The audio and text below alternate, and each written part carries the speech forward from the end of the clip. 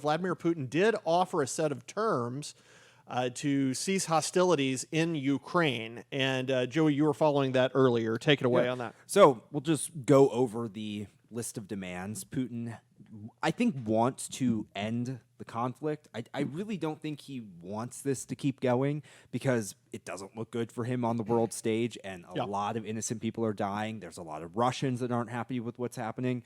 So the first demand of Putin to Ukraine is that Ukraine must halt all military action. The second demand is that Ukraine needs to recognize Crimea as Russian territory, which is something that Putin has wanted for a long time. And the third is that Ukraine must recognize two regions of its territory as independent countries. And the final one is that Ukraine will not pursue joining NATO. You know, that is part of why this conflict is happening is because of Russia's fears of Ukraine joining NATO and NATO forces being on the border with Russia. So what do you think about these demands? Are they reasonable? Do you think he should accept them, Zelensky? Well, yeah, I mean, that's a good question. If I were Zelensky, I think I probably would accept them. The only problem with that is that I'm not Zelensky. I don't know this from a Ukrainian perspective. The idea, so this is super similar to, it was really interesting when these came out because General Michael Flynn wrote an op-ed exclusively for us last week talking about how we could end how the Ukrainian invasion could be ended almost overnight. Right. And one of the things he suggested there was Ukraine allowing Crimea to go back to Russia. Yeah. And not on its own. In fact, you guys can put that up if you want to in the booth. We've actually got a comparison of Flynn's proposal versus Putin's proposal. And I think that's on screen now. Hopefully you can see it.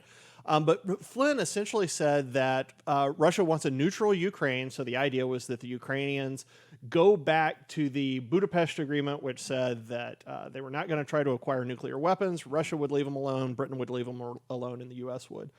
Part two of Flynn's proposal was get the Ukraine to renounce any claim to Crimea.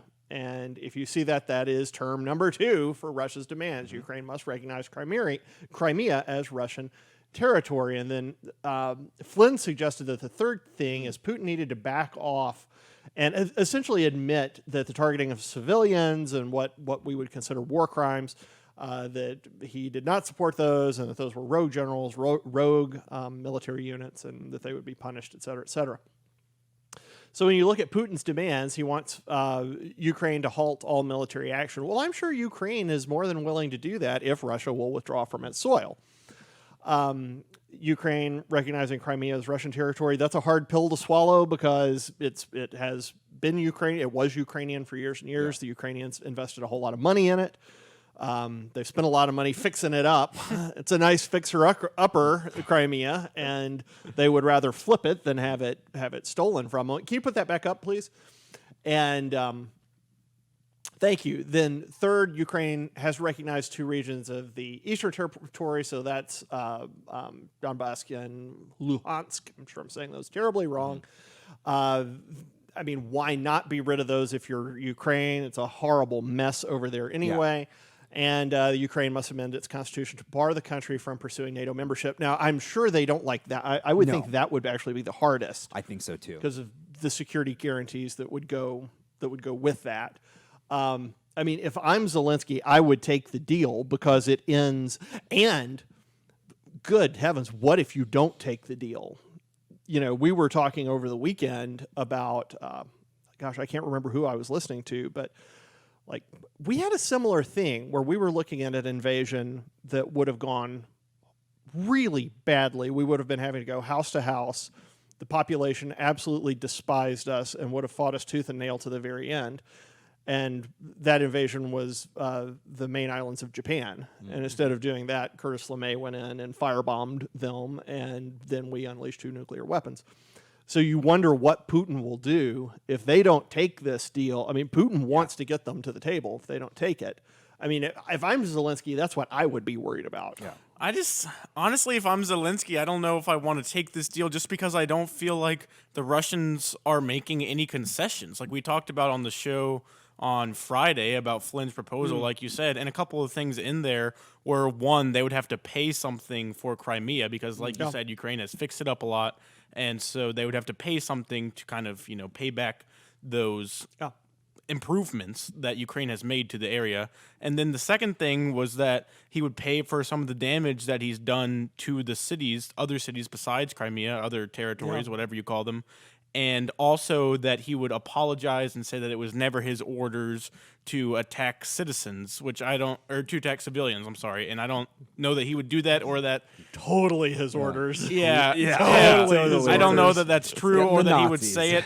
But I think a big part is the money thing. I think having to pay something, make some sort of concession. I don't know. And I think you're definitely right that if Ukraine doesn't take this, the consequences could be much, much worse. But my issue if I'm Ukraine is Russia's not really giving anything up in this other than they're leaving, but they're getting most of what they wanted. So I'm not really sure they're making enough concessions for me if I'm Ukraine. Is that the biggest thing? Then they're getting most of what they wanted. Is that most of what they wanted? Is that NATO's finally out of Ukraine for forever? That there's no hope of NATO setting up shop. Is that the big thing? I think that's probably their biggest win from it. What Putin views as his biggest win from it. Now, the other issue he would run into is if Ukraine gets granted membership to the EU, then there is potential that there could end up being troops on the ground on the border of Russia. But the Ukrainian people strike me as the type to not give up, to fight to the end. Yeah. So, I mean, that's what we've agreed. seen. So my thought is that Zelensky just says, no, we're going to fight this out to the end. I mean, think about it. Russia has not unleashed nearly all of their military power on Ukraine.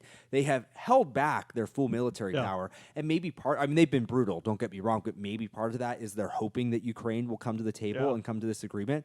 So my fear is if he says, no, we're not going to accept these terms, Russia will unleash the full military power. Yeah. We'll see a lot more civilian death than there already has been, and Ukrainians will continue to fight to the death. And I worried that literally will be the death of many, many, if not nearly all Ukrainian men that are saying to fight. It's like, I mean, you don't really have an option here. It's either fight to the death or take the deal.